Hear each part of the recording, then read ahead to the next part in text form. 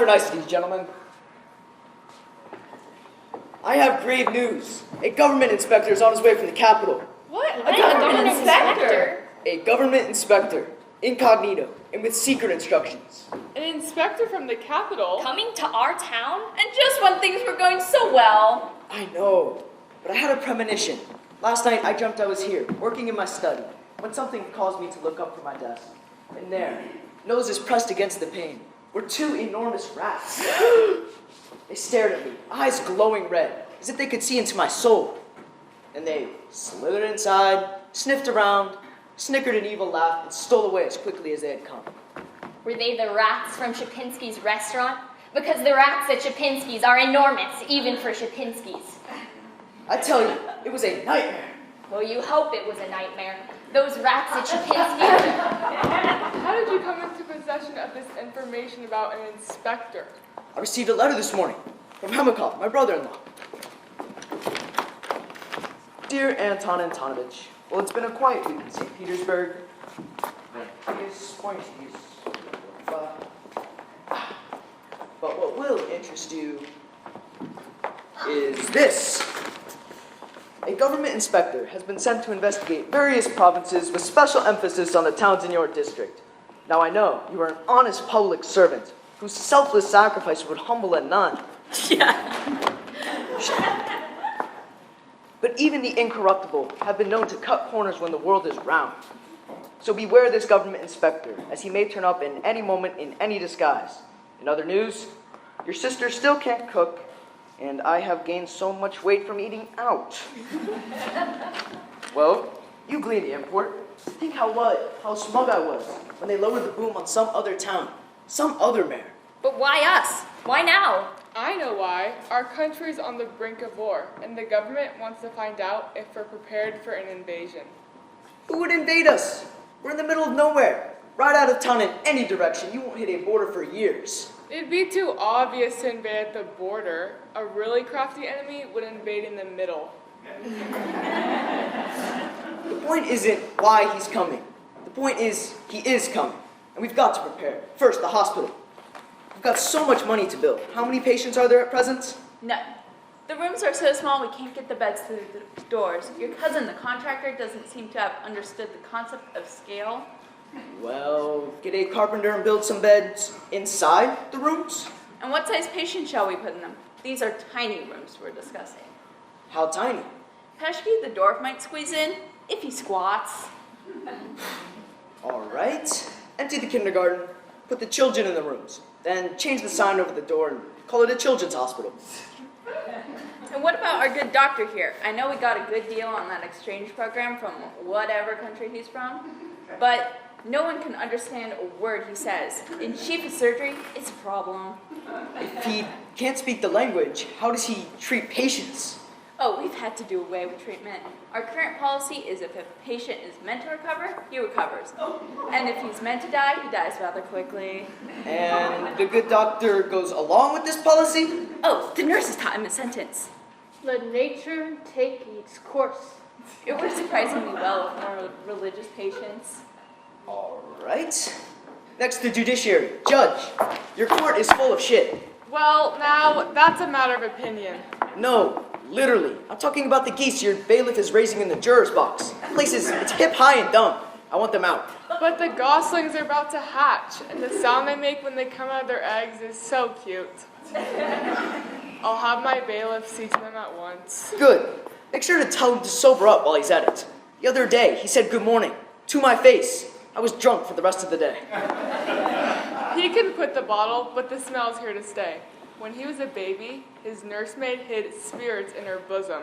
And when she got confused, she breastfed him a pint of vodka. He's been oozed with that stuff ever since. Thank you. That was very attractive. Next, the school. What's wrong with the school? The school is fine. The problem is the teachers. You know, there's that one, he has the stutter, the stammer. The speech instructor. Yes, him. Last week, I observed him at the blackboard. He was rearranging the letters of the Tsar's name. He was spelling dirty words. I want him fired at once. Fired? You can't fire a teacher. Have you ever read a teacher's contract? It's not possible.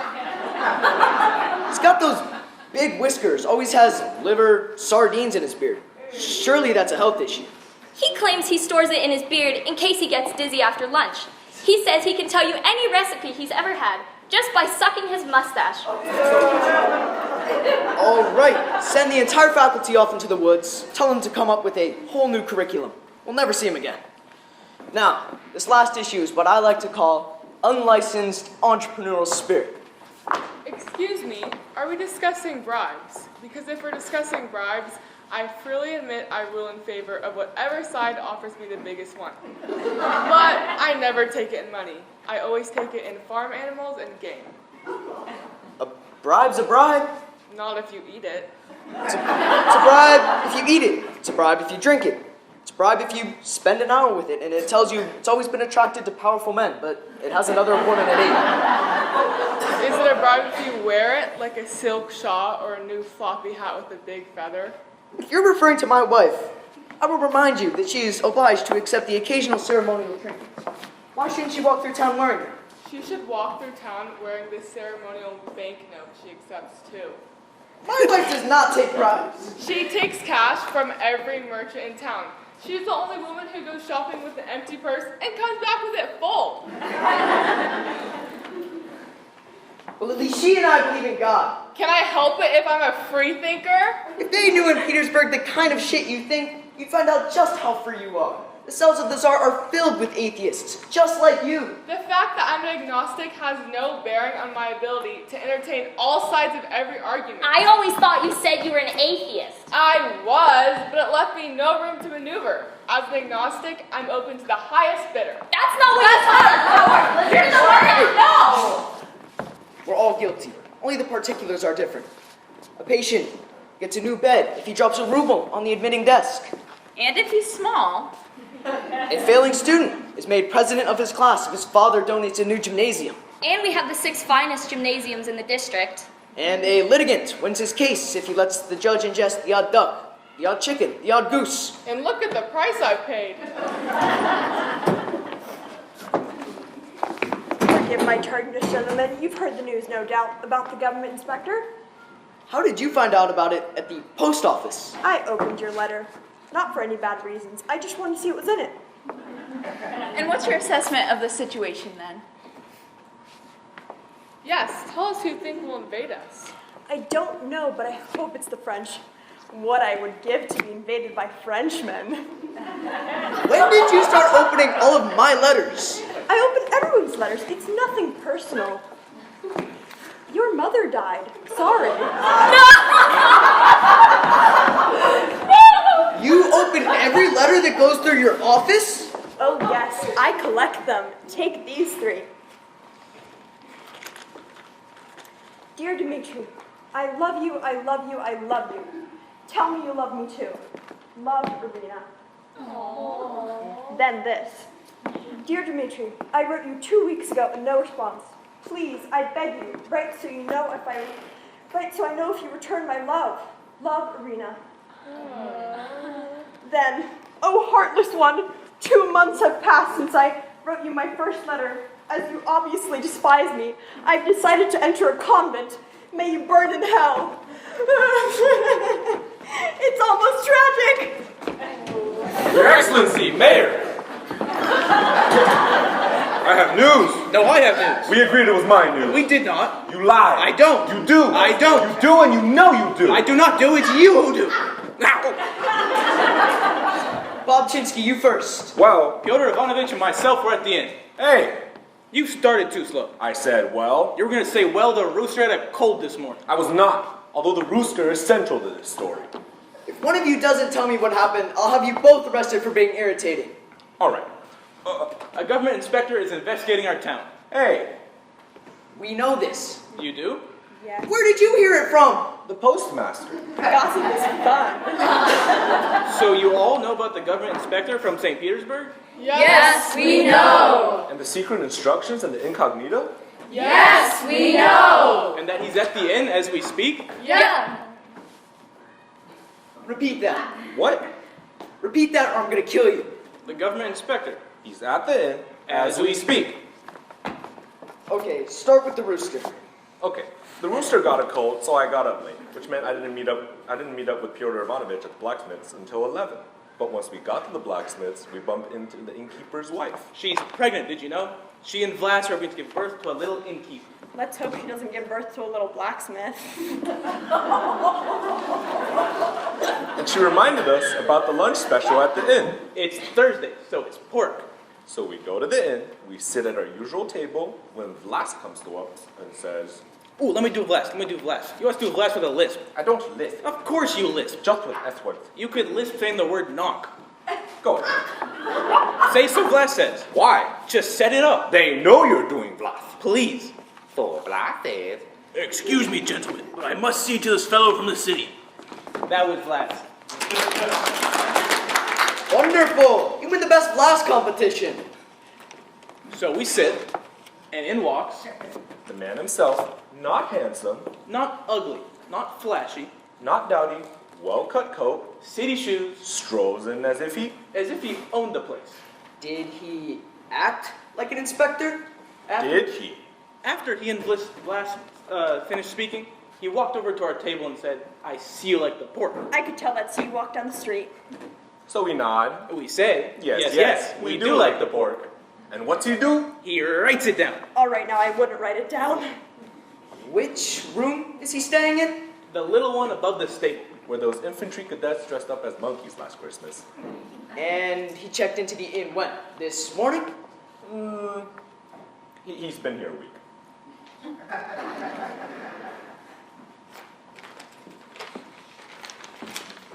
What's the stamp on the letter say? 15th of the month? This month or last month? Well, it got here, didn't it? You've held on to this information for over a month? I opened it today. We had a backlog. He's been here a week. That's 7 days. God made the world in 7 days, and then somebody came in disguised as a fruit salesman. Ruined everything. Svetsnov, what have I done this week?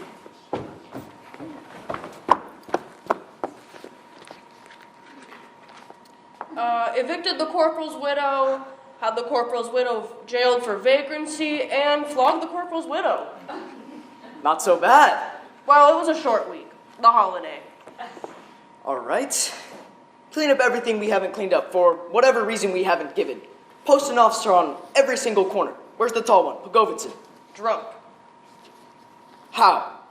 He went out on a drunken disturbance, sir, and came back drunk. Well, throw a bucket of water on him? We did. The bucket knocked him out. All right.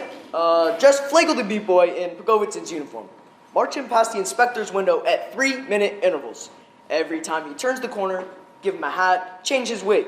The inspector will think we have the largest police force in the country. And don't leave any eyesores unattended. You know that decrepit fence falling down behind Kropotkin's shop for the last 2 years? Take it down, throw it in the dump. We don't have a dump. Where have people been dumping their trash? Behind the fence at Kropotkin's. Okay, leave the fence up, tear down Kropotkin's. From now on, that is the dump. And anything else falling down, put a sign over it that says, men at work, or future sight of something better than what's ever here now. Got that? Yes, sir. You, go back to the post office. Any peasant, merchant, any letter of complaint written to the capital, I want them diverted to me. Sir, we are the postal service. They'll be diverted in due time. Good. Pat, What are you going to do? form a delegation. It's time we meet this government inspector. There's a protocol to meeting dignitaries. It's elected officials first, then clergy, landowners, business leaders, staff, workers, peasants, serfs, oh, and then women. The only one I want with me is you. What about me? I thought he was you. We both saw him. Can't we both go? There's not enough room in the troika. I can run behind. This fellow, what's his name? Helestikov. Oh God, I swear on the life of my wife and on my daughter's virginity. Please get me out of this one. I'll never accept a bribe in Sunday church ever again. Let's meet this government inspector.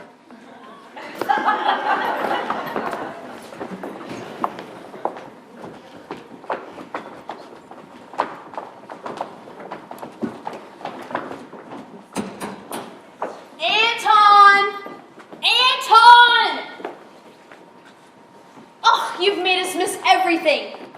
front of your mirror, when will you learn real beauty is natural? Mother, if they scraped off all the makeup you wear, they'd find the head underneath the size of a walnut. Yeah, I know it's a hat box. I know. Why are you dressed like a lamp in a whorehouse? I am attired to greet the government inspector. How could you find out? I have an understanding with the Postal Service. So, is he an officer? Who's his family? How much money does he have? Why are you so concerned with his pedigree? You may not have noticed, but your daughter is a girl in need of a husband, and I won't have her marrying some local idiot with a big forehead. No offense, Pyotr Ivanovich. Pyotr Ivanovich has the forehead. I have the lip. Now's not the time to think about Maria's happiness. I have a lot of issues to solve today, so neither of you better do anything that could bring shame, disaster, or the wrath of the Tsar on us. You understand me, oh unforeseen outcome of my human youth? Yes, Papa. Good. You understand me, oh cold and clouded thing that used to be human? Oh, yes. Good. Ha.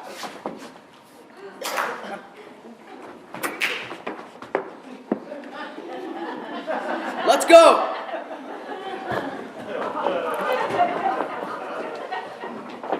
Mashenka, go upstairs and change into something more fetching and snug that shows a bit of skin. I promised Father I wouldn't bring shame upon our family. And I promise to love, honor, and obey him. And look where that has gotten me. A town where people eat soup with their hands. Now go. I hate you, Mother! I hate you! I hate you! I hate you! A government inspector. Ah! Hurry, Mashenka! Hurry, hurry, hurry!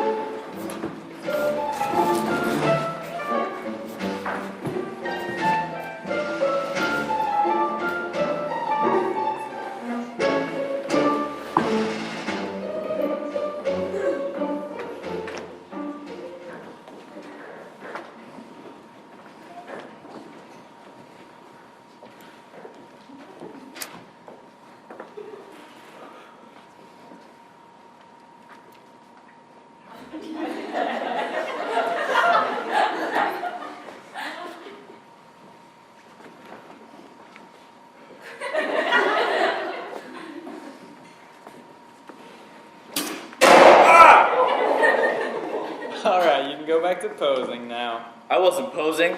I was trying to make sure I looked presentable on the one day after which I shall no longer be able to present myself to anyone ever again. Oh yeah, you're gonna end it all rather than bring shame on your good name. You don't believe I'll kill myself? Not as long as there's a mirror left in Russia. Not as long as there is one soft bed, a bottle of brandy, and a woman who still believes men can change. Awesome. I'm at the end of my tether. That cavalry officer I met down at the bar took everything I had in one roll of the dice. I've pawned off my cufflinks, my stick pins, my cane, and I still don't have enough to buy myself a meal or pay for this ghastly little room. And the innkeeper won't let me reside on credit anymore. Should I not kill myself? No, you make a good argument. Osip, I'm sorry to leave you like this. You've been my only friend, you know. I'm not your friend, I'm your servant. Well, you've behaved like a friend. You've misunderstood signals. My father thought some time away from the city would change me for the better. And I vowed to him, I'll live frugally, I'll sleep under the stars. The only stars I slept under were those carnival twins from Pinsk. Why did I always have to have the best rooms, the best carriages, drinks for everyone, charge it to me? When, oh when will I learn? You won't. You're going to kill yourself. Here, let me help you. But there must be some meaning I can gain from all this. Even now, at the end, moments before my personal oblivion. Nope. Life is short, and then you kill yourself. But the truth must be known, that I'm nothing but a low-level government clerk from Saratov, whose poor father has indulged him far too often, and whose tongue, once loosed by liquor, can't help but exaggerate his station Trust me, I'll spread the word once you're gone. Now don't just pull the trigger. Squeeze it. But if I do this, won't I be taking the coward's way out? Oh no, you're being very brave. Matter of fact, I'll shoot you myself. Perhaps I need to suffer first. Fine. The first shot can leave a painful wound, and I'll beat you to death with a rock. No, Asif, you're too kind. But no. We do this every day. From now on, no more drinking, no more gambling, no more pretending to be better than I am. From this point forth, I shall lead a simple, honest, courageous life. Heavens, man! What do you think you're doing? You could have killed me. Well, your sudden entrance is fortuitous, as I'm quite hungry. Yes, and the master already told you. You don't pay the bill and you can't eat the food. You owe 200 rubles for the room, the food, the liquor, and that's not counting the bullet holes. Have I not explained that I'm awaiting a large check from my rich father that will erase all my debts? And have I not explained that I am awaiting an oiled and glistening Cossack to rumple my love bed? No money, no food. You don't pay, and I'll have him call the authorities and put you in jail. I must hold my temper and keep to my newfound humility. Peasant! Tell your master he must realize that, regardless of the circumstances, a man must eat. Tell him that sustenance freely given is an act of charity that shineth its goodness on the giver, as much as on he for whom it is given. Tell him that maybe a stinking little swine like him can go without food for days, but I can't feed off my fat like a hog in heat. Now go! Go! Now we'll get some service, and once I eat, we'll find a way to get back to the city. Ah, St. Petersburg. How I miss it. In Petersburg, if you stay up all night, you can sleep at your desk all the next day. In Petersburg, if you don't have enough money for a cab, you just say, "Wait here, cabbie." And then you dash in the front door of the house, and out the back door of the house, and so long as it's not your house, you're fine.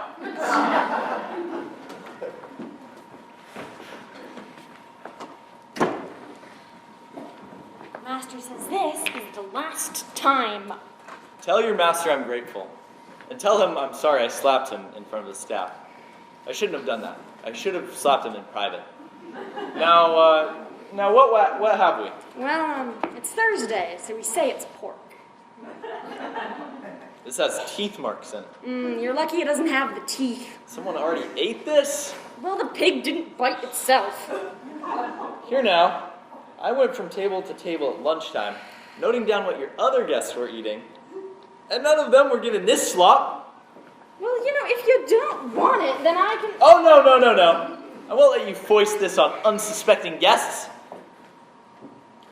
It's so tough I can barely chew it. You're obviously not the first person to say that. Well, better check to see if this cabbage has gone bad.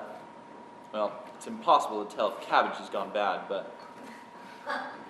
This soup's actually rather good, but surely it's chicken. No. Then why does it have feathers in it? That's because the rats in the kitchen, they like to wear the feathers.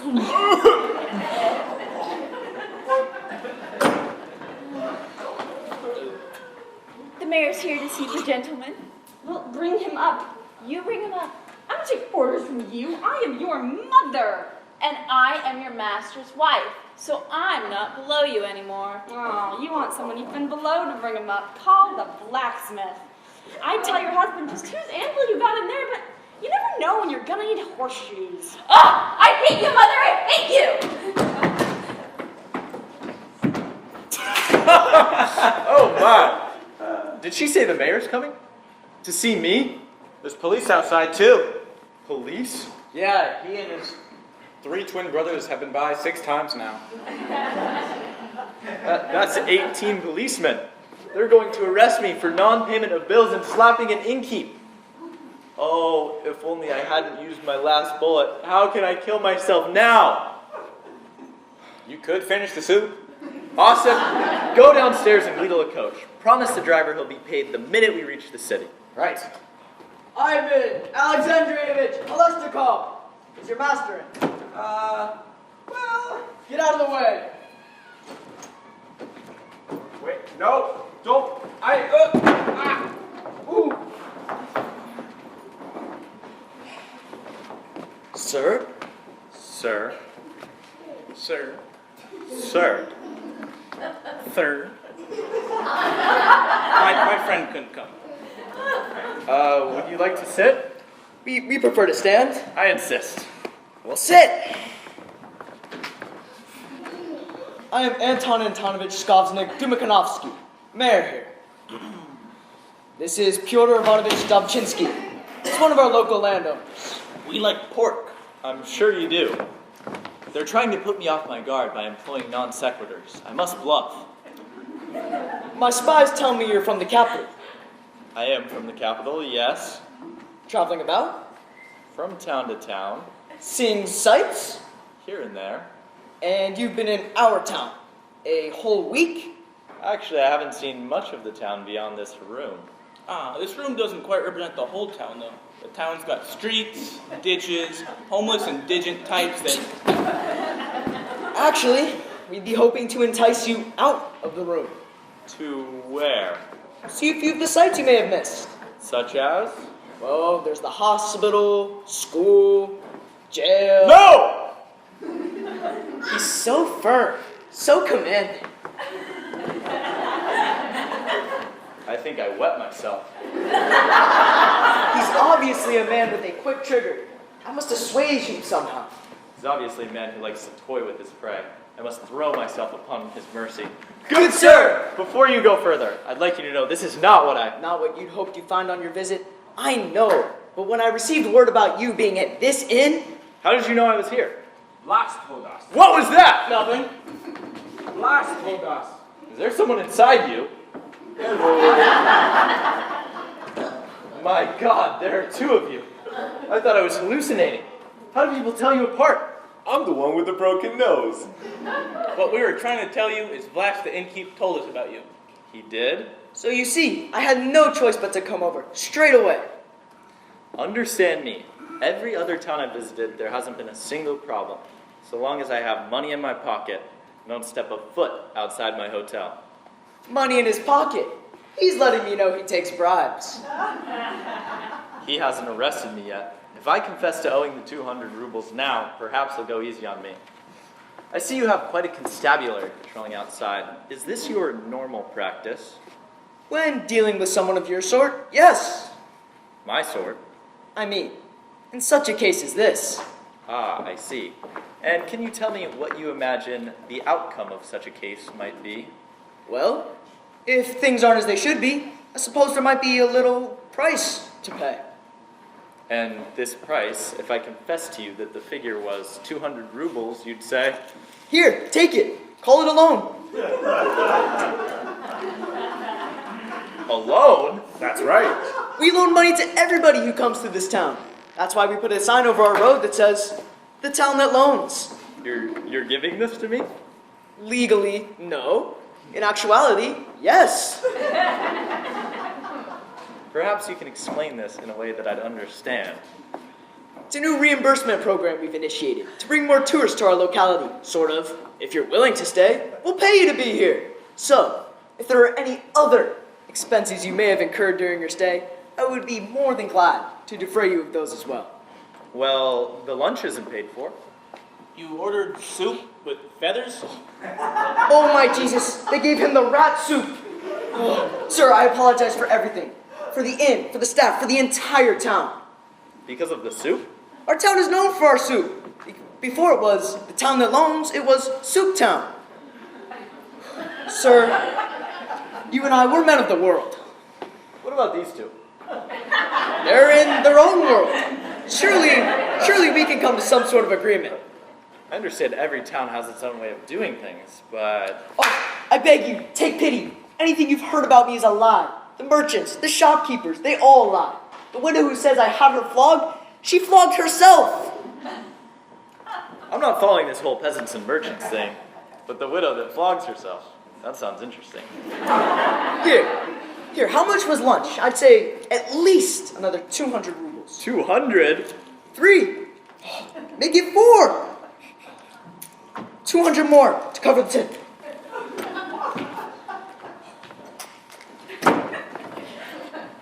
You're still here?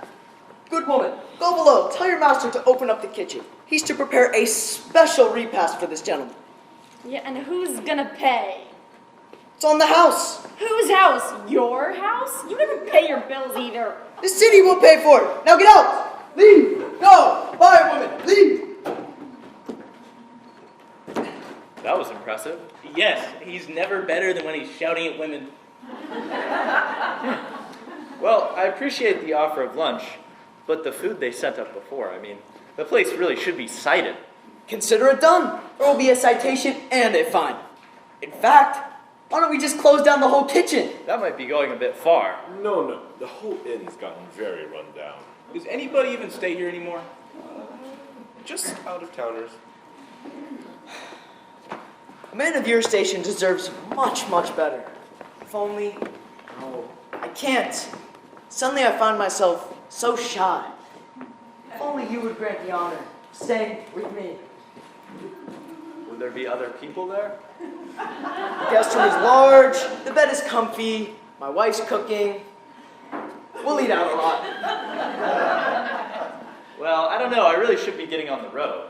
No, if you leave now, it'll be dark, so once it's dark, there's bandits on the road. You don't carry a pistol, I wager. No, of course not. Then you must stay the night. How can I refuse such generous and improbable people? It would be my pleasure. Splendid! We'll see your things are sent over at once. Well, a big lunch, a visit to the mayor's, and new friends. And to think, I thought you came here because I slapped the innkeep. Tell you what, we'll go downstairs, eat lunch, close the kitchen, then we'll all slap the innkeep. Yeah!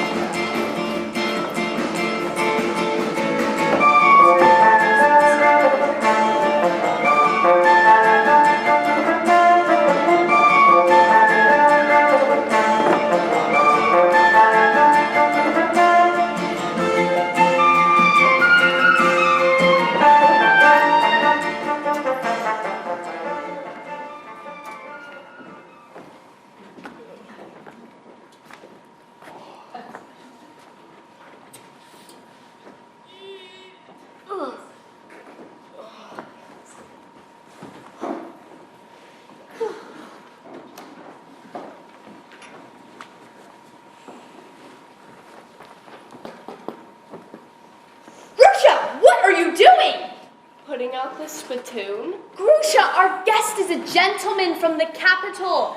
Very sophisticated, very cultured. Put out the crystal spittoon.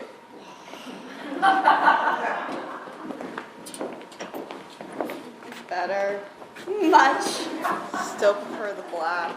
Well, think of blue as a very light shade of black. You're wearing red. Red makes a man think of youth and beauty and the blush of a rose on a summer's day. Mother, the blush is off the rose is off the bush. I won't have that kind of talk when the inspector arrives. Men don't like a woman with a tongue like yours. Oh, really? Ask around. Anna Andreevna! Greetings, Anna Andreevna. What have you got on your nose? A bandage. He was listening at a keyhole. With his nose? You are stupid, aren't you? You're looking very lovely today, Maria Antonovna. Go away. All right.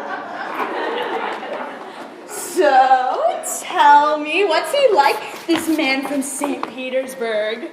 Oh, very cultured, very sophisticated. Does he speak French? He has the look of a man who speaks French. And if he doesn't, I bet he speaks Russian in a French accent. You don't, what difference does it make to you? You don't speak French. Of course I do. On poo.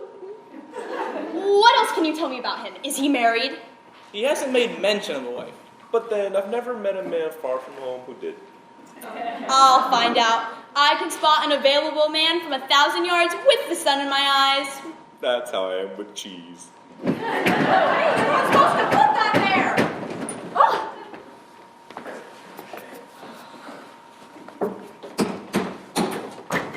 This one says he works for the fella who's coming to stay. Where's the guest room? I told him we don't have a guest room. Of course we do. No, we don't. The guest room that looks just like the room my husband and I sleep in. You got a twitch in your eye. Grusha will have the footman take them up. What footman? The footman that looks just like you when nobody's looking. My good man, I'm not asking you to tell tales out of school, but your master, he's really high up in terms of status, isn't he? He would be loath to admit just how high his status is. Has he known the joys of a conjugal bed? By himself or with others? What kind of eyes does he like in a woman? Open. But it's not a requirement. Why are you at home? It's them. Je suis fatigued dans mon derrière.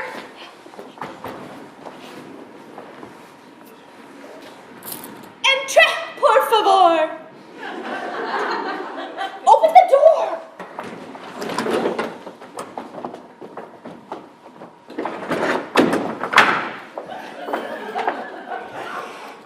Oh, now this is a room. And that's a dress. Bienvenue to moi maison petit. Wife? Yes. And this is our daughter Maria. Hello. Give him your hand. Here's my hand. And this is Grusha. It's our maid.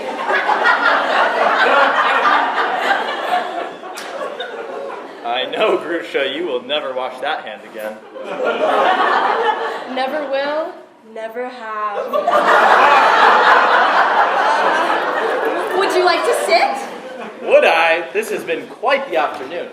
None of the other towns I visited showed me anything. We took our friend on a little tour. Oh, what did you like of our many attractions? The hospital, maybe. Crouching down to look in at all those sick little kids with the red blotches on their faces. Oh, red blotches. Dreadful. What did you use? We splattered them with beet juice. You will be able to cure them, won't you? Let nature take its course. Wise wisdom. Yeah. What else did you like? The sports building with the little school attached. That was impressive. But who are those strange people being taken out the back door and loaded into the wagon? Asylum inmates on their way to the sanitarium. We let them visit the school once a year so the young people will learn not to throw things at them. Very liberal-minded. And I can't leave out the courthouse. I apologize for lighting my cigar inside. That fellow who caught fire, is he all right? My bailiff, yes. He was put out almost immediately. Never seen somebody go up that fast. Struck the match and whoosh. Whoosh! Do tell him I enjoyed the snack he made me before he burst into flames. The, Pâté de foie gras. Yes, delicious. Well, there's a lot more where that came from. And all this falls under the mayor's purview? In a town of this size, everything's the mayor's business. It does seem a lot for one man. How do you manage it all? Well, work, brains, God. Often I'll pray at night. Oh God, how can I be a better mayor? How can I better supervise city services, cut down on bureaucratic waste and fraud? I don't ask for a reward on earth, though, God, like a district post or the Order of St. Vladimir. No. As long as the streets have an acceptably low level of public urination. As long as there are no dead animals left too long in the sun. As long as the hospital patients are cured of their serious but exceedingly short diseases. What else reward need I? And if God is still listening after all that, does he grant you this lack of reward you so fervently don't ask for? I don't think about it. Public service is a calling. I'm just the one who heard the call. Come and get it. You don't have to tell me about government work. I have a position myself, you know. I even write about it sometimes. You do? Little poems and verses to pass the time in the office. Would you favor us with one? Wait, stop. Think a while. Where, oh where, did I put that file?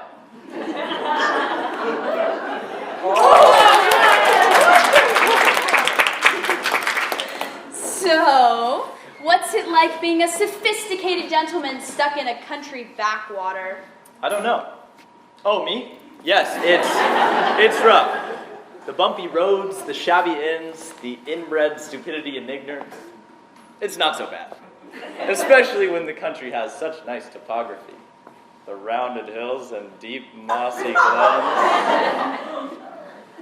I should see if my servant has everything in order. Is he? In the kitchen. Won't be a moment. Hurry back! Well, has he said why he's here? How high up is he? He won't say. He's keeping the pretense of being a clerk in some obscure no place on the way to visit his father in Saratov. Well, he has no choice. He's incognito. But there must be some way to make him spill the beans. My bailiff filled him with 6 mugs of beer. You wouldn't think that made him spill something. Was even hinting around. I kept trying to give him an opening. Well, fine. I'll give him an opening. What? Nothing, love you. Hey guys, he's coming back. Try to look like we weren't talking about him.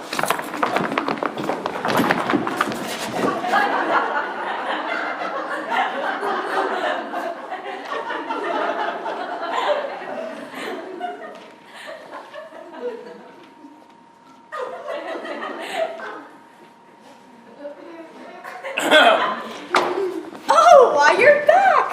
And look at our poor manners. We haven't offered you an aperitif. Well, I don't think I could take another one of those beers. Mayonnaise au contraire. No cerveza pour two? My dear, make our guest a cordial, will you? Certainly. Oh, I'm sorry, I really have to say no. The truth is, too much imbibing, and who knows what secrets I'll divulge. Well, this isn't what one would call imbibing. It's just one of our locally made wines. You make wine here? Oh yes, very proud of it, are we too? By the end of the next decade, we want to say that we will be one of the smallest family-owned vintners in this part of the south central section of our district. Well, I'm still not sure I should. And now, we make our daily toast to the Tsar. Ah, yes. Can't say no to a toast to him, can I? Seeing as it's just a tiny glass. The Tsar! To the Tsar! Viscous, and yet so bubbly. You leave something in a jar for long enough, it ferments. Anton, our guest's glass is empty. Now, we make our daily toast to the Tsarina. Yes, the Tsarina. Looks like the Tsar, only she doesn't wear a dress. To the Tsarina! Looks like the Tsar, but doesn't wear a dress. Now, Tsar's father, late Tsar. Okay, to the late Tsar. He was a good Tsar, but late. As was his father, the late Tsar. And if you were planning on going up the line of deaccession, to the many late Tsars before him, and the ones that came after that. To the late Tsar! Line of procession! All right, bring on the hard stuff. Vodka! To Russia! To Russia! The place we walk on. To the place we walk on! To the best town I've visited on my whole trip. Hooray! Yes, this town one week, another the next. Some of the vilest filth pits I've ever seen. Mud and dirt that gets wet and turns into mud. Some of the towns I've been in, I'd never go back. You wouldn't even give them a second chance? I wouldn't give them a first chance if I'd been there before. Luckily for me, I have my diversions, my writing. Yes, your poems. Not just prose too. Plays and novels. You didn't mention them before. Humble melody. Would we have read anything of yours? Well, see, I don't write under my own name. Nom de plume. Your nom de plume? Nom de plume is my favorite writer. What else have you written? Well, have you read The Wealth of Nations? Not yet. That was mine. Sense and Sensibility? No. Me neither. What about Eugene Onegin? You mean Eugene Onegin by Pushkin? Well, I'm not saying Pushkin didn't write some of it. We were strolling along the Nevsky one day, and I said, Push, how's the book? Ivan, I'm so blocked. Long story short, the duel, mine. The you loved me, but I didn't love you, now I love you, but you can't have me bit, mine. Royalties and reviews, him. But I don't begrudge. He's working on another book now, by himself. I just hope it's good enough.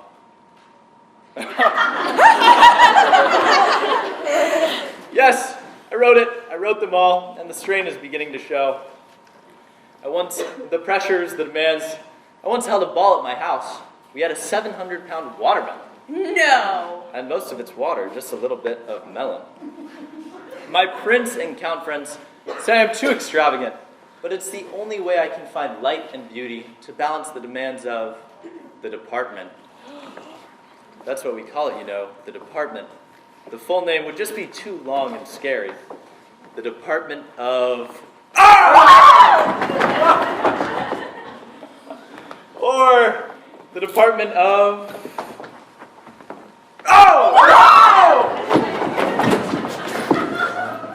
Yes, it doesn't matter how high up the ladder you climb, or how many times the Tsar has awarded you a medal or a kiss on both cheeks. He's a wonderful kisser, the Tsar. It doesn't matter because the people don't care. The people out there, guzzling their swill and feeding their food and looking only for themselves. It makes a highly placed government official with immunity from prosecution want to lurch from his palace and scream out at the faceless masses. You stupid faceless masses! Why don't you have faces? Are you stupid? Why are you all staring at me? So we can see you. You're a nice man. Oh! Oh my gosh! Hey, stand back, don't step on him for God's sake. What's the matter with him? Should we have the doctor examine him? Heavens, man, do you want to kill him? Oh! Oh! I got you! Do you want to sit down? Sit? Never! I could go on like this forever. Are you all right? I'm fine. Just maybe need to go lie down for a bit. Need to rest my head. And then more drinks, more goose, more pork, and more toast. Charge it to me. Ivan Alexandrovich Holestikov. Oh!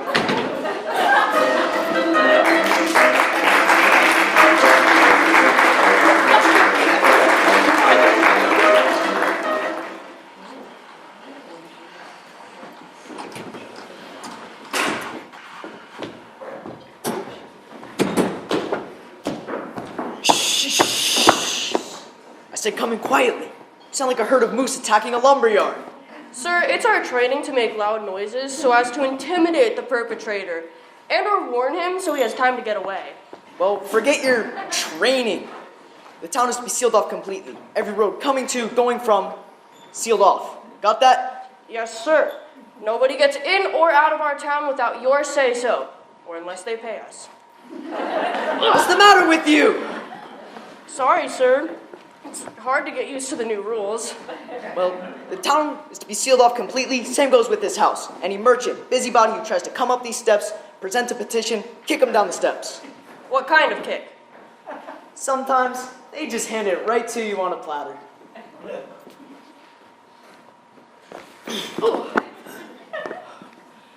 Yes, sir. I'll demonstrate for the men later.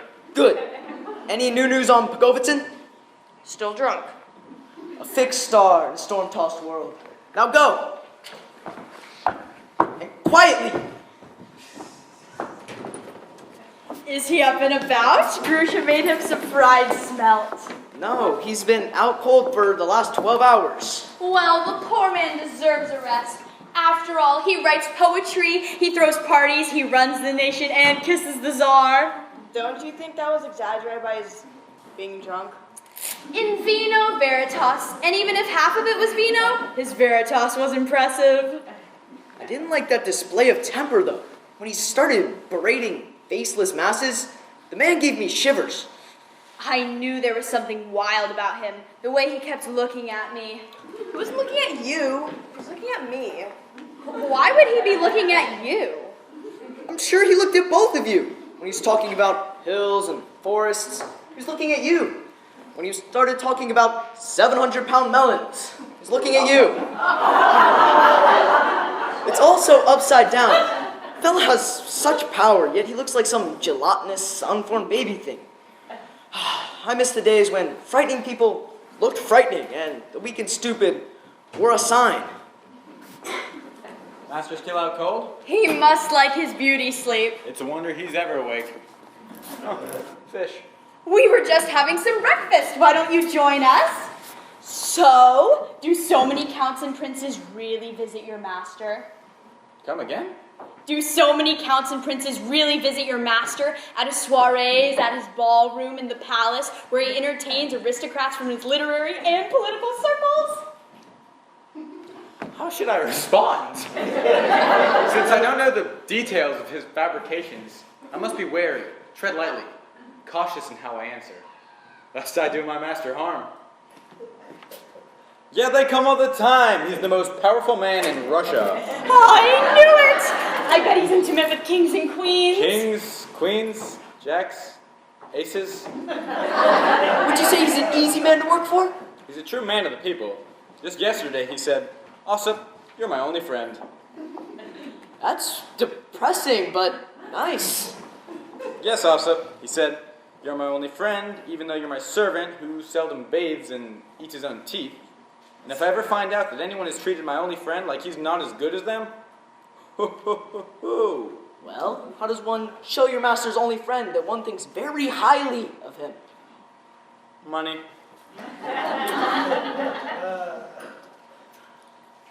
More money.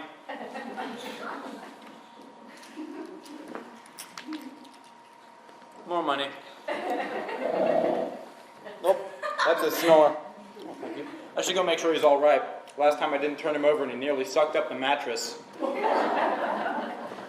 Mashenka, I think it's time you and I had that mother-daughter talk we keep putting off. You're gonna tell her about the birds and the bees now? That's like handing ammunition to a loaded sniper.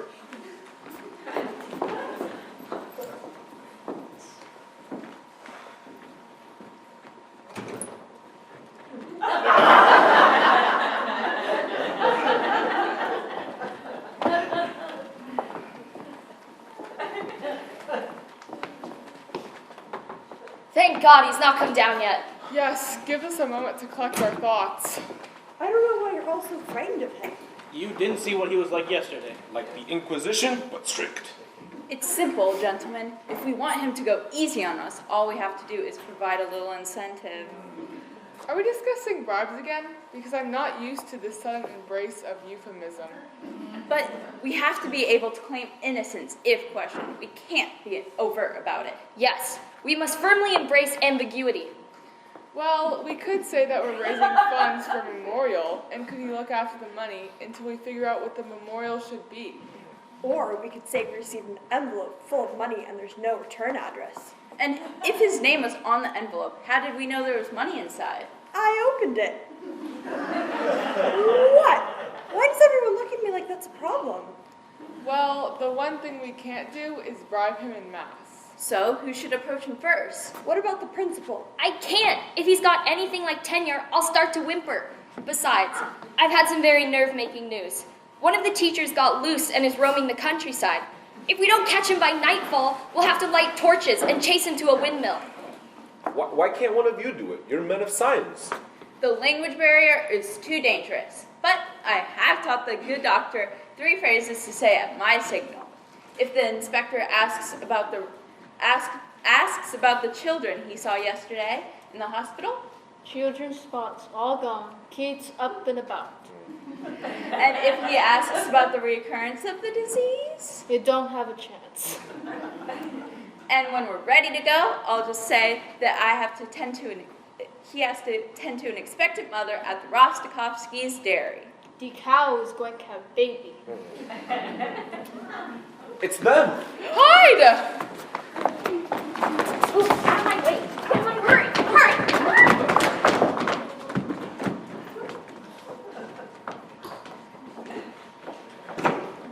closet. I'm having memories of my childhood. Keep calm. Don't know the difference. Well, hurry though, the postmaster pressing up against me with his knee. That's not my knee.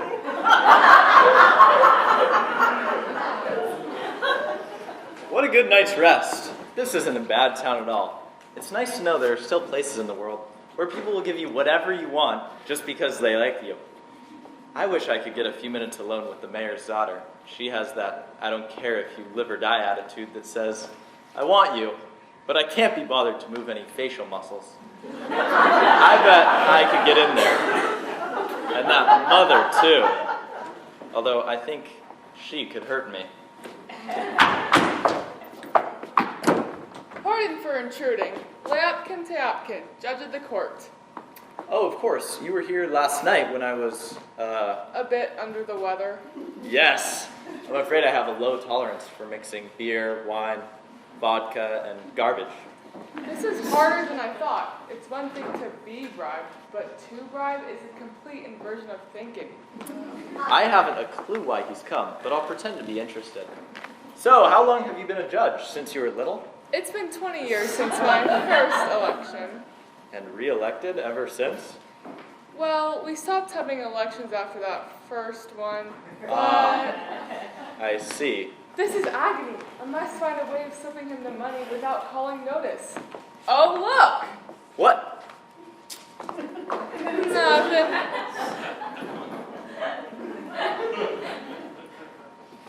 Look there! It's 200 rubles! And it's wet, like it was inside the paw of a sweating yeti. And it fits. Come now, tell the truth. Is the money yours? Yes. I knew it. I'm done for. You know, it's a funny thing, but I find myself a bit short of cash. You wouldn't want to lend me some of it. What? You'll get it back. Oh, I don't want it back. Keep it. Keep all of it. In fact, make it 200. Thank you so much. Not at all. So, do you have any special regards for me regarding the court? Well, I guess I'd repaint the walls where the wood got scorched, but otherwise, no. Then I take my leave. That was easy. I want to bribe someone again.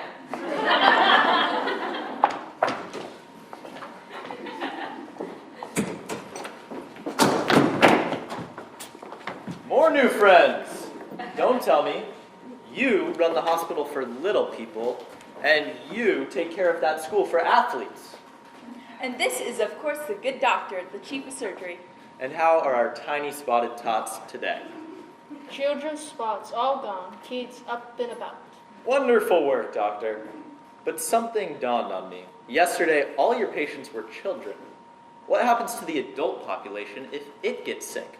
It don't have a chance. What?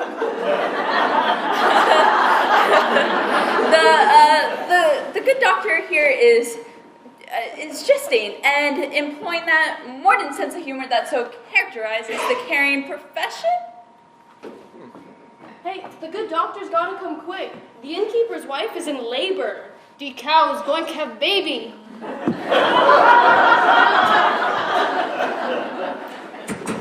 Well, I'm sure he knows his patients better than I. You know, I must say, I envy you fellows. You have the two jobs that allow you to spend time with the two categories of people I most like to enjoy time with myself. Children and sick people? Nurses and young girls. Oh, God! I get it. You don't want to say anything in front of. If I lived in a town like this, I would find it hard to be myself, too. I suppose I'm afraid people would think I was peculiar. And I suppose I am peculiar, but that's just because of what I look like and how I behave. Say, you don't happen to have any money you could loan me. Well, what a coincidence. I happen to have 300 rubles that I was going to use to buy medicine for the winter. But let's just cross our fingers and hope for the best. Yes, my 300 was to buy new books for the school board meeting, but they can burn old books just as easy.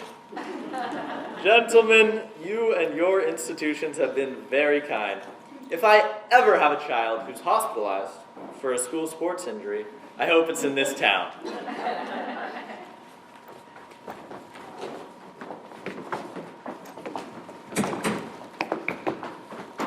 we haven't met, I'm Shevkin, the postmaster. Now I know you've already chatted with my dear colleague, the principal, and his little friend, and the hospital director. And the principal, I have to tell you, he's growing revolutionaries in that school of his. If they could read, they'd be trouble. And the judge, well, you wouldn't believe it to look at him, but Dobchinsky, that chubby landowner, every time the fellow leaves his farm, the judge goes to visit his wife. All 9 of their children, dead ringers for the judge, even the females. If there weren't already so many bearded girls in town, they'd stand out. Sorry to interrupt, but just out of curiosity, you wouldn't happen to have 300 rubles you could lend me? Silly me. Why, look, it's a letter, and it's for you. It's sealed and feels thick. Its contents neatly bound and in non-sequential serial numbers. You know, I think you and I should keep in touch. Give me your address and I'll write you a letter. Oh, write anyone a letter and put a P.S. I'll get it.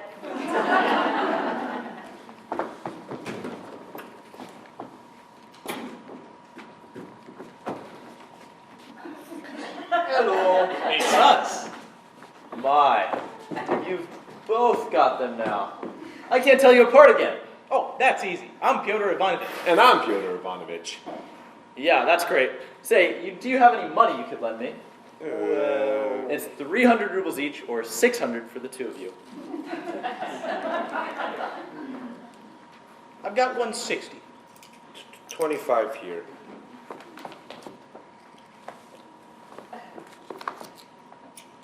Now, Excellency, I would like to ask your assistance in a delicate matter. My son, our pride and joy, was born out of love, but out of wedlock. My wife and I corrected the order, the error, naturally. But the little fellow doesn't have my name. I would be ever so grateful if you could see to your way as to legally grant the particulars of his birth some special dispensation. He's so talented. He's only 10 years old and he can whittle anything from a block of wood. Unless it's larger than a block of wood. Well, if there's anything I can do. Blessings. Thank you, Excellency. I, sir, have a small request. When you return to the capital and you find yourself at one of your soirees with Master Pushkin or the Tsar, could you say, if you find it proper, if it crosses your mind, could you say, I was in such and such town not long ago, and in that town there lives a man named Pyotr Ivanovich Bobchinsky. And? That's it. Just say your name? Out loud, in the capital. It doesn't even have to be the whole name. It doesn't have to be in your home. It could be at an alley late at night when no one's around. Here. I've written it down in case you forget how to say it. Pyotr Ivanovich. Don't waste it. Wait till the time is right. Blessings, Excellency, and thanks. Blessings, Excellency, and forgive us for our existence.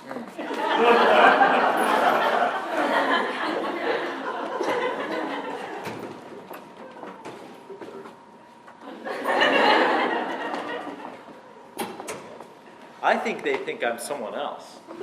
What did I say to them last night? That wine. I must have told them I was some official bigwig. It's a good thing I've been taking notes this trip.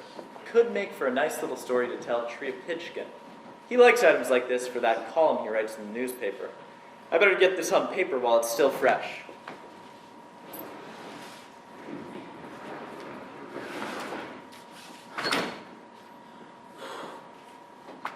What are you doing?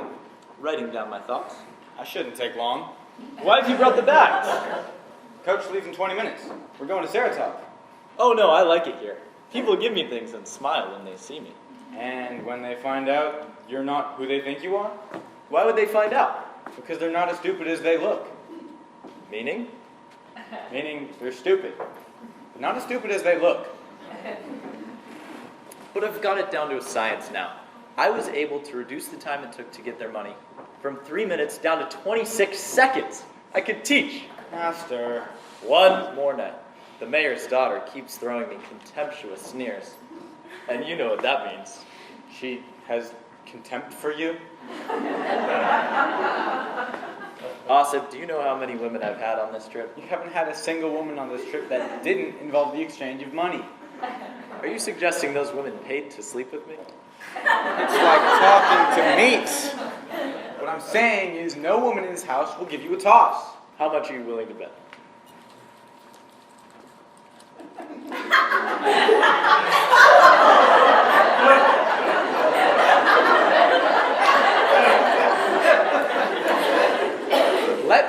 specific. No woman who's the mayor's wife or daughter will give you a toss. All right. How much you got there? Oh no, this is 2,000 rubles. I could start over, make good my debts, repay my father. No more the gambling wastrel who loses everything in one cut of the cards. Double or nothing? Done! And I want proof by the time we leave. You'll have it in hand. Now I shall just finish off this letter to Trepichkin and... Sorry, Excellency. Some rabble are trying to see you. A few moments and we'll have them on the run. Rabble, eh? More material for Trepichkin. Bring them forth! But the mayor ordered me to keep them out. And my order is to let them in. I can't help my nature. All right, all of you come in and start complaining at once. Excellency! I am Abdullah, spokesperson for the merchants of this town, and we've come to petition you about the mayor. What? What's he done to you? Well, what hasn't he? Everything to him is his. Can be food, can be wine, can be tiny little things that are so small you don't even know what they are. Still, he takes them and never pays. And if you even hesitate to give him exactly what he wants, he'll shut you down. He'll impound your goods and he'll billet local soldiers in your house. It's just... Last winter, my wife and children had to sleep on the cold floor, while some fat sergeant slept in my bed with his boots on. And where did you sleep? With the sergeant, but that's not why I'm complaining. Okay. What about you women? Sir, I was first. I know you weren't! My life is worse than yours. Missing an eye! Enough! You! Excellency, I'm the locksmith's wife, complaining on behalf of my husband, the locksmith. Why can't the locksmith complain for himself? The mayor drafted him into the army when it wasn't his turn. Oh, but you can't draft a married man unless there are extenuating circumstances. The mayor says your husband is old. He's no use to you anymore. I say he wasn't any use to me when I was young. Still, I was used to him. I curse the mayor. May his nose get bigger and redder and fuller and puffier with the puffy redness that marks him as the puffy person he fully is. And what about you? I'm the corporal's widow. The one who flogs herself? Oh, well. It was market day, and I was standing near the butcher's stall when one of the women smells her meat and yells, "This meat's rotten!" The butcher calls for the constables. She runs off. I'm the only one standing there, so they grab me and start to flog. They knew I was not the one who complained about the meat, but the mayor said if people knew how incompetent the police are, they'd never be afraid of them. To be flogged was my civic duty. Yeah, well, these are the kinds of things that could get a man sent to Siberia. Siberia? Yes, the rack, the boot in the face, the torture chamber. He's going to send the mayor to Siberia! Oh, no, I didn't actually say that. You'd have the mayor dead and tortured? Oh, bless you, Excellency. I hereby remove any and all curses I may have made upon you. Here, take our thanks and then give them. That's enough! I have another nap! Are you my father? He went that way!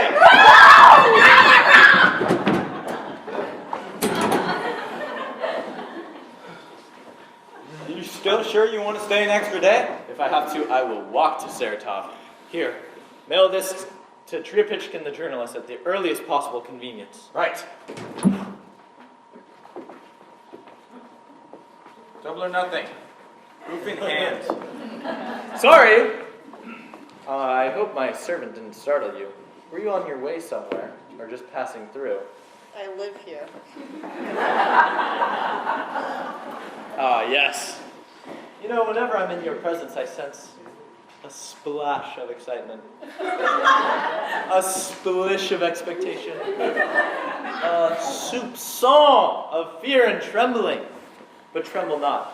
I just might hold the key to quell your qualms. Trust me, you don't have my qualm key. Oh, come. Tell me you like me a little. Let me put it this way. If you didn't exist, I wouldn't make you up. There must be something I can say, something I can do. Last night, you said you were a poet?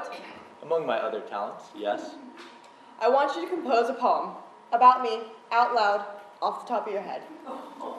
I see, sort of a stream of consciousness thing. I'll give it a try. Oh! And it has to rhyme Oh! with my name, Maria Antonovna Skvoznik Dumikonovsky.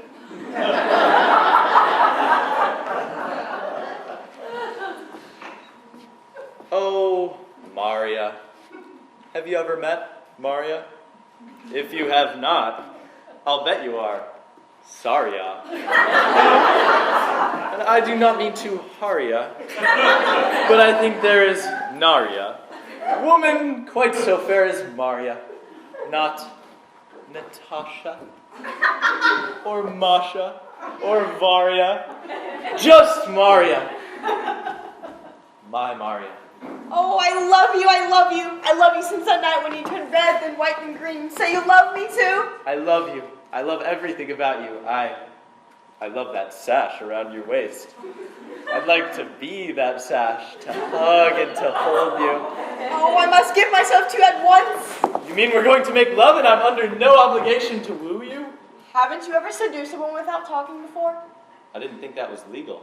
Maria! It's Mama. Quick, as soon as you can, get out of here.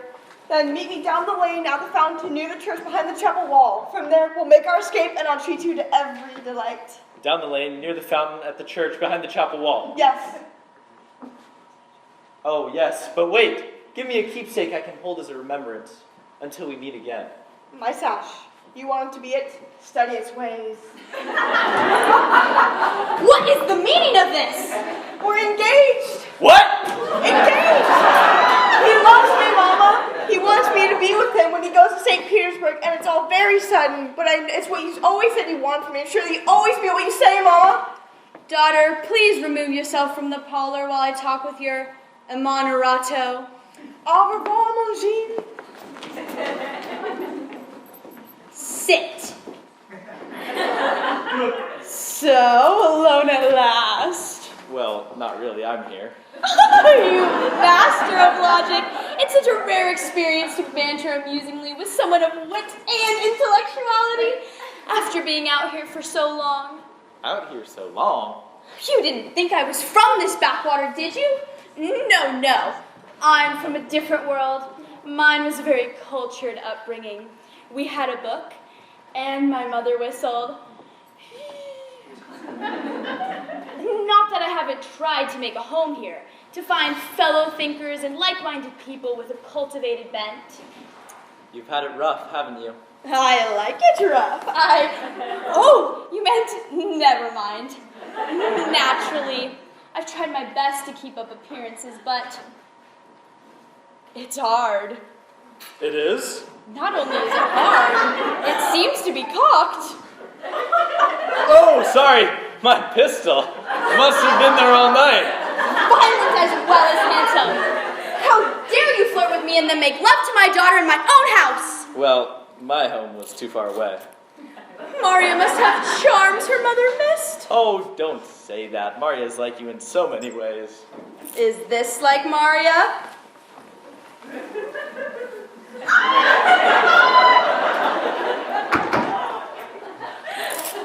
I think the back of my throat was punctured. What?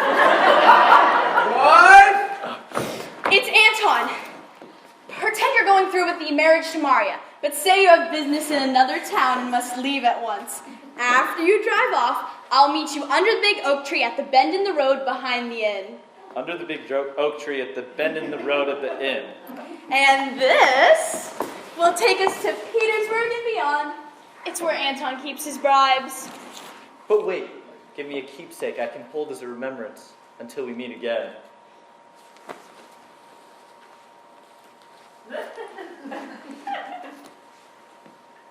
Your garter?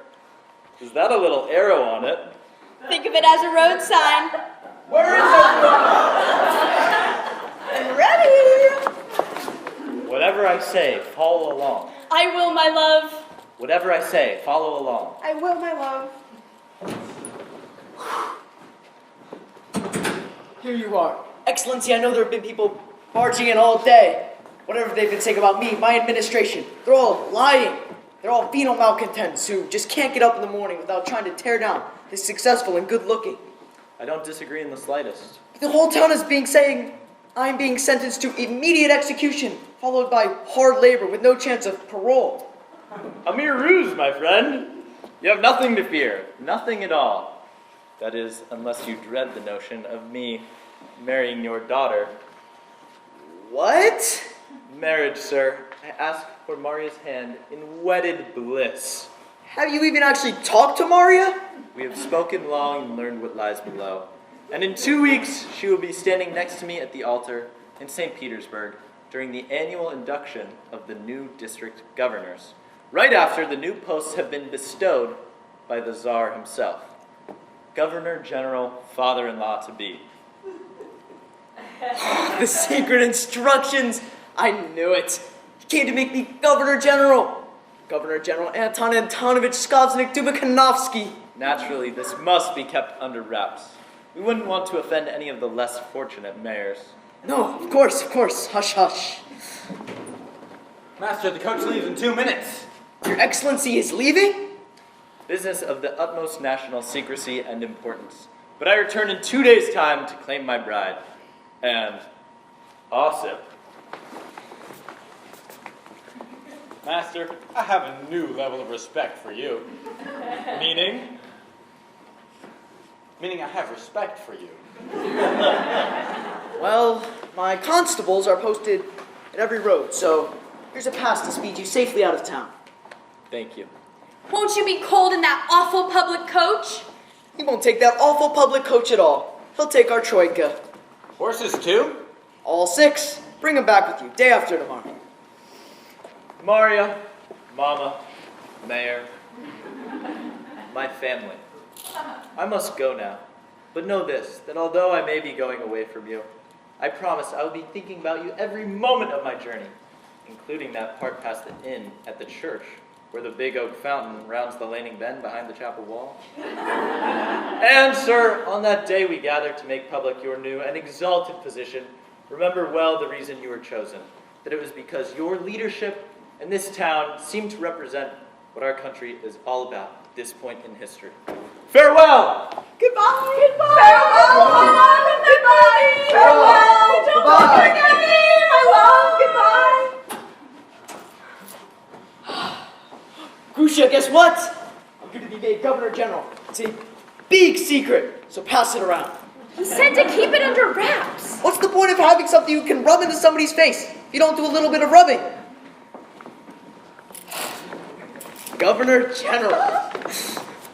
Wife of the Governor General. Daughter of the Governor General. Father-in-law to the Tsar's imperial inspector, and papa to the wife of whom thereof.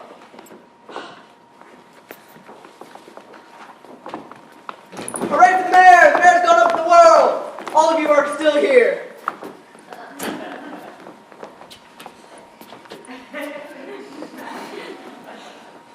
Come on, dance, woman!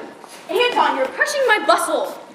Crush it, rip it, tear it off. You won't need those rags in the capital. We'll change our clothes, we'll change our accents, we'll change everything.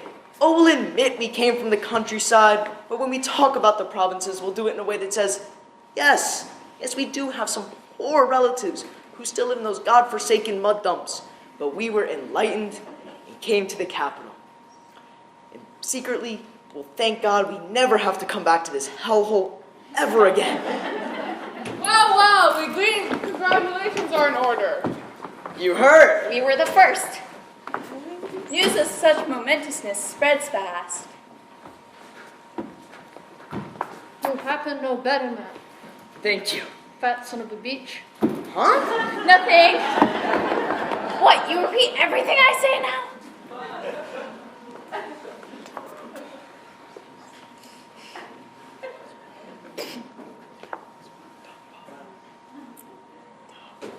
Well. You just heard. How did he propose? On his knees, hands clasped, eyes pleading. You should have seen his face. You should have seen his gun. A gun. Nothing says love like a gun. Then he gave us the big news. Maria's pregnant? No! Maria's father is to be made Governor General.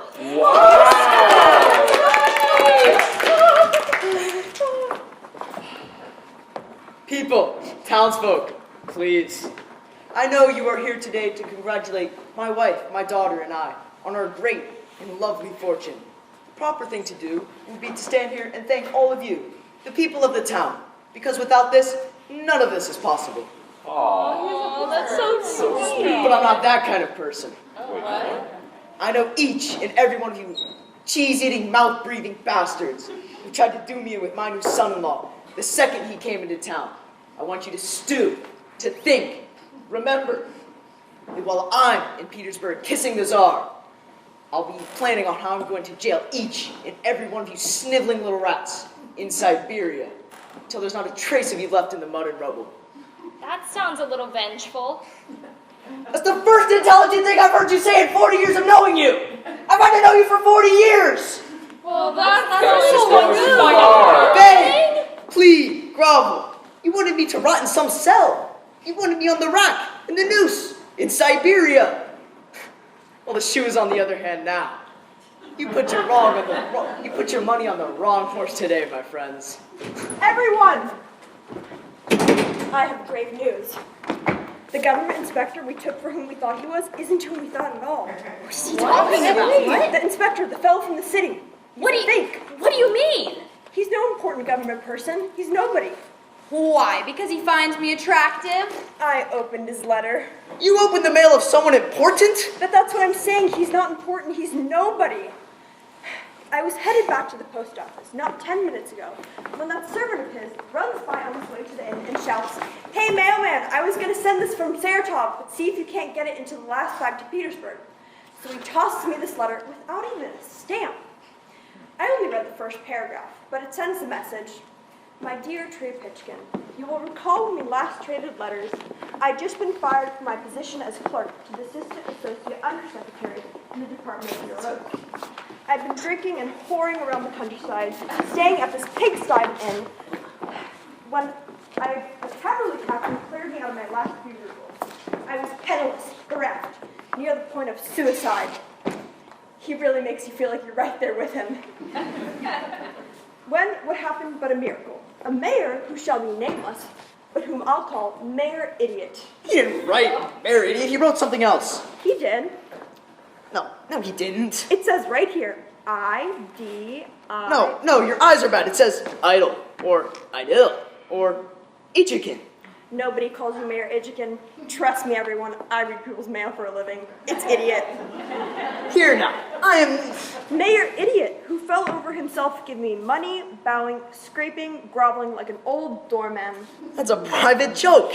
He and I, my mayor's uniform, he and I joshed that on anybody else. It would look something like... An old doorman, which he'd look like even without the uniform. But then again, I guess he couldn't afford a Mayor the Clown costume.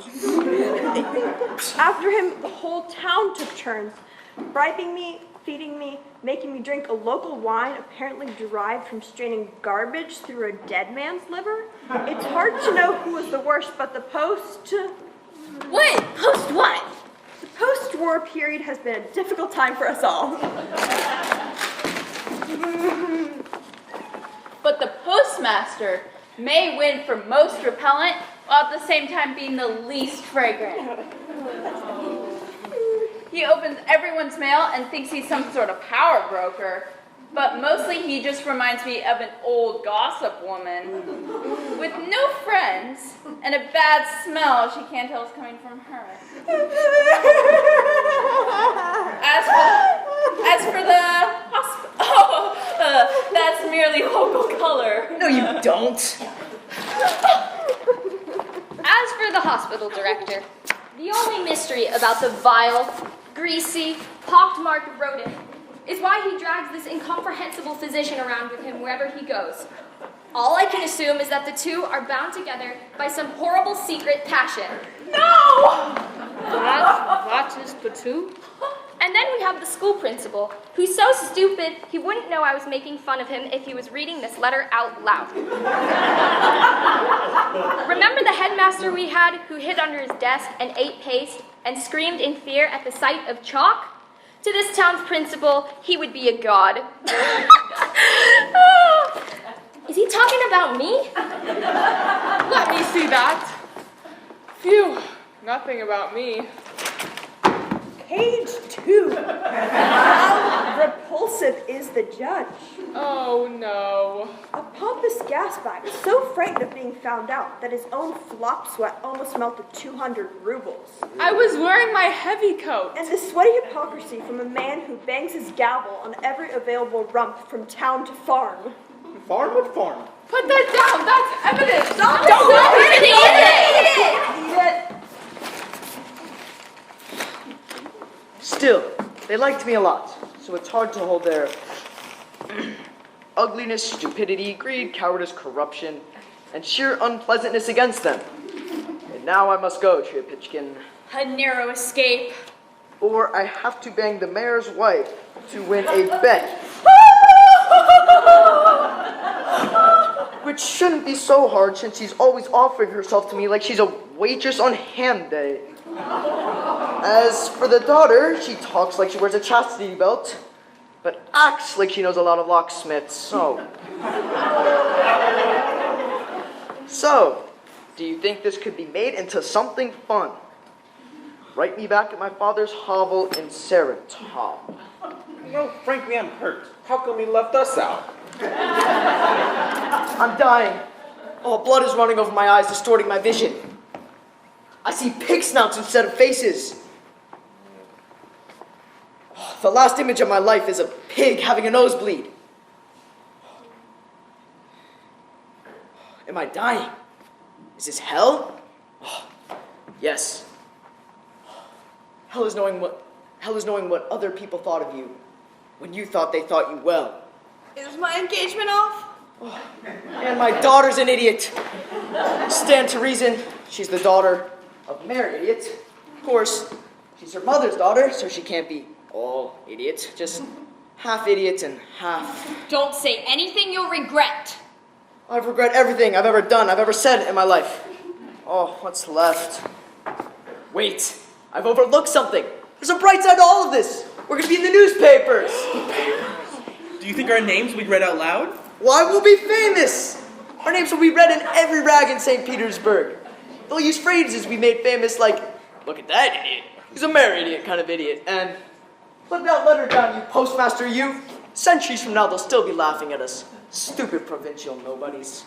Whom the gods destroy, they first make fun of. How they'll laugh. Well, those who laugh the most will be laughing at themselves. Someone must pay for this. Yes, who can we blame? You can't blame someone. Of course you can blame someone. You can always blame someone. It's what people are for. Well, who started it all in the first place? It was those two. No, we've just heard there was an inspector, And when we saw him at the end, we naturally assumed that... When you assume, you make an ass out of you and you. Yes, of course. It all begins with the chubby ones. Always waddling around, spurting their bubbles and squeaks. You're nosy. Moronic. And there are two of you. You're identical. You're not even related. Kill them and use their fat for winter!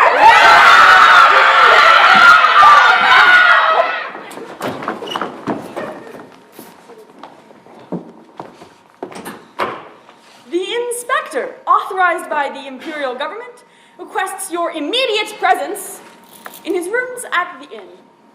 The government inspector. He's just arrived? No, sir. He's been here incognito for 3 months. 3 months? Were we also naive and unintelligent?